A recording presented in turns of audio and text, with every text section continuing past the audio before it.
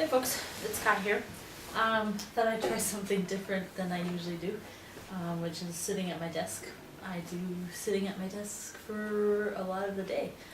And I have a couch in a living room and other parts of my place that, anyways.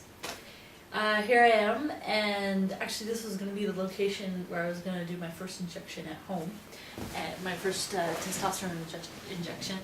And you won't even believe it, but I had the vial, or sorry, the box in which the vial was, and I was trying to get it out, and I let it slip, and as you can see, this is glass, and it shattered.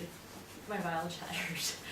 And as it happens and the testosterone is leaking out, I just about cried. But then I stopped myself. I took a very deep breath, and I said, I have a choice here.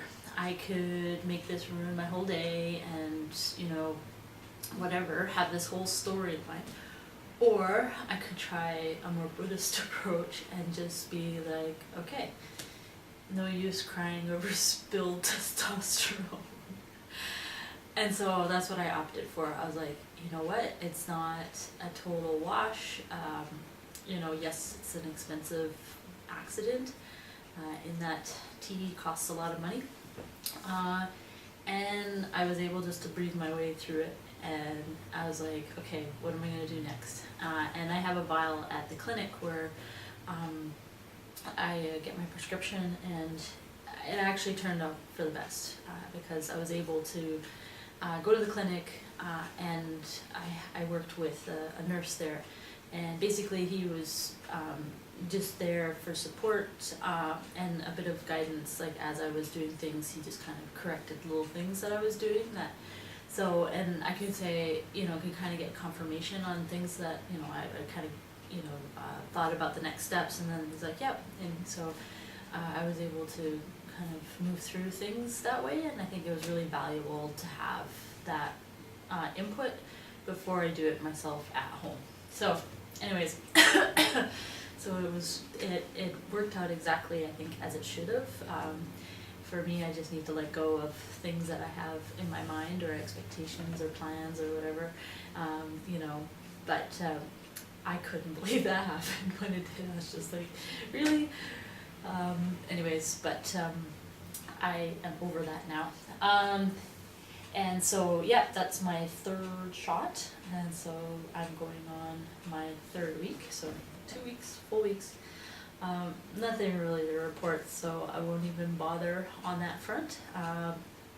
But I am seeing my doctor tomorrow, and I'm looking forward to hopefully getting feedback from him, and hopefully he'll be okay with me upping my dose. Because right now I'm on a really low dose. Like, that's probably why there aren't that many changes. And I'm hoping that'll be the case. I'm not expecting it, because otherwise I build up all this stuff, and right now I just need to, kind of maintain the course, essentially. And the other thing, it was interesting, I was thinking back to all this stuff that, in the past that I couldn't quite understand, that, I was in a relationship. And funny enough, my last relationship was with someone who identified as straight before, with a woman who identified as straight, and, I think was surprised that she fell in love with me in my female form, and kind of threw her for a loop. I don't want to speak to her experience, that's her own, but for me, I had a lot less compassion, I think, because I was like, what's the big deal? And I was very impatient for her to come out, or just to kind of like be okay with us in relationship. And now I can understand that a lot of it had to do with the fact that I probably just was like the configuration. I'm also comfortable being queer, or in a same-sex relationship. I haven't done that for 10 or so years. I also probably subconsciously was like, this is the right configuration for your sexual orientation. You know what I mean? Like, I I can't quite put my finger or explain it very well, but you know, and part of me was extremely insecure because you know, I wasn't able to give her everything that I wanted to, even though I wasn't able to put words to that at that time. You know, sexually, I wasn't. I kind of grieved the fact that I wasn't the same as all of her ex-partners or ex-lovers, and it's so clear to me now what was going on in that relationship, which, you know, I think really took a toll on everything, and as a result it just didn't work out, unfortunately. One of the things that I can laugh about now, but which was super tragic, and it's interesting that I got a lot of information about my gender while I was drunk, and I don't drink anymore. I don't need to get information about my gender that way. But one of the things that happened while I was severely drunk, almost near blackout, was we were going to this art gallery where my dear friend had his art on display, and he's very much into the phallus, and so a lot of his art is, you know, just has a bunch of penises on it, and you know, he thinks it's the greatest thing since sliced cheese, and I actually agree with him. And so I was, you know, really drunk. I arrived, and my ex had bought some penis art, and she was showing it to me, and it just like something snapped to me, and I lost it, and I just started ball crying, and I had to leave because it was just so upsetting to me. And one, that I didn't have one, two, that I didn't have one in order to engage in a way that she was used to having sex with her ex-partners, and you know, it just brought all my gender stuff to the forefront, and I didn't know that was going on at the time, but now looking back, that's really what was at play. And other things that I did while I was drunk that were really perplexing and difficult for my ex to understand, and probably for me to explain, or to understand and explain. But I would often, you know, want to dance without my shirt on. And I realize now that I was trying, that was kind of playing out something in my past in terms of when I was growing up.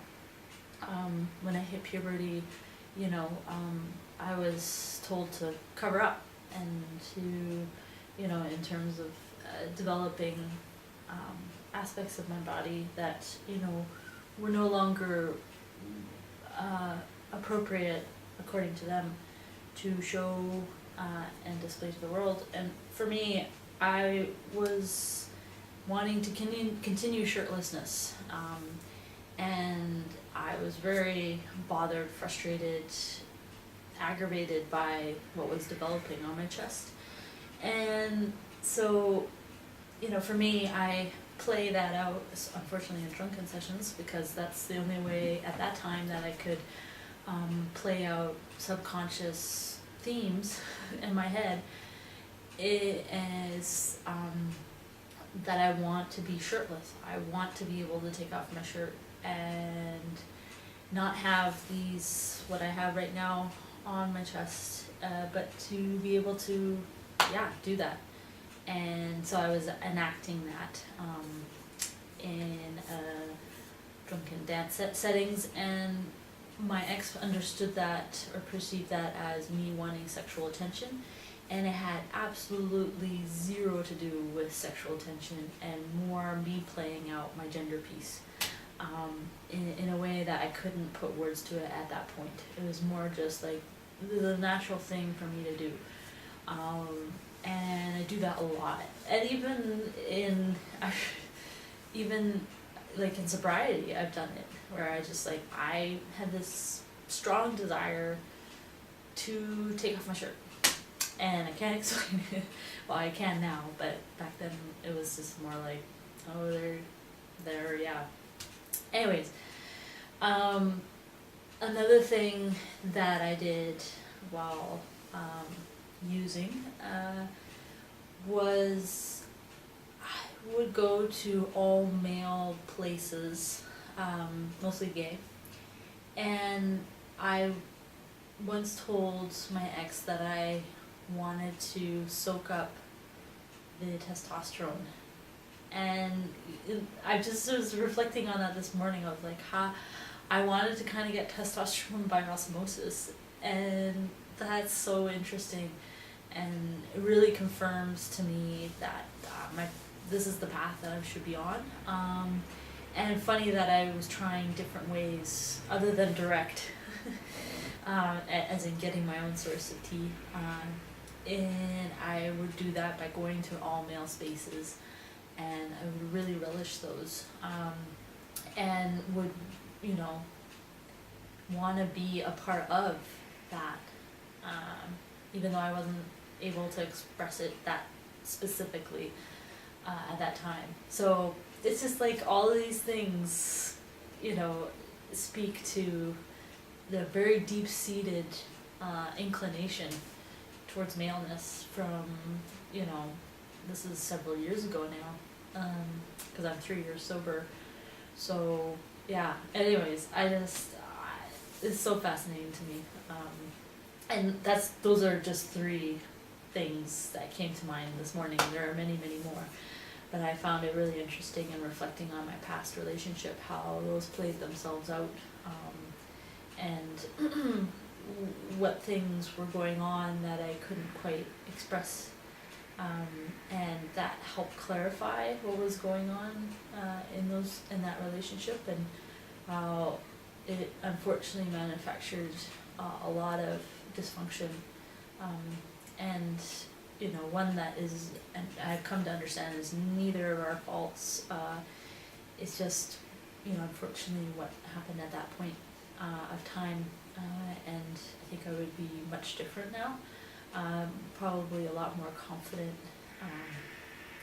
but you only know that, or you grow, and you don't know when that growth is going to happen. But now I'm in a much better place about it, knowing specifically what's going on for me and what I need to do to fulfill that.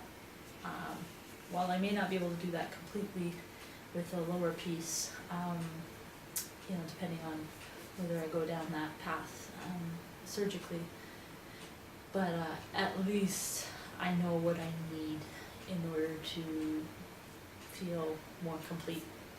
And I'm super excited about that, and I can't wait to see what's next and how it'll all kind of come together, and some of it in pretty short order, in terms of the top piece, and then end of May I'll be going to Dr. Ceremony in Florida, and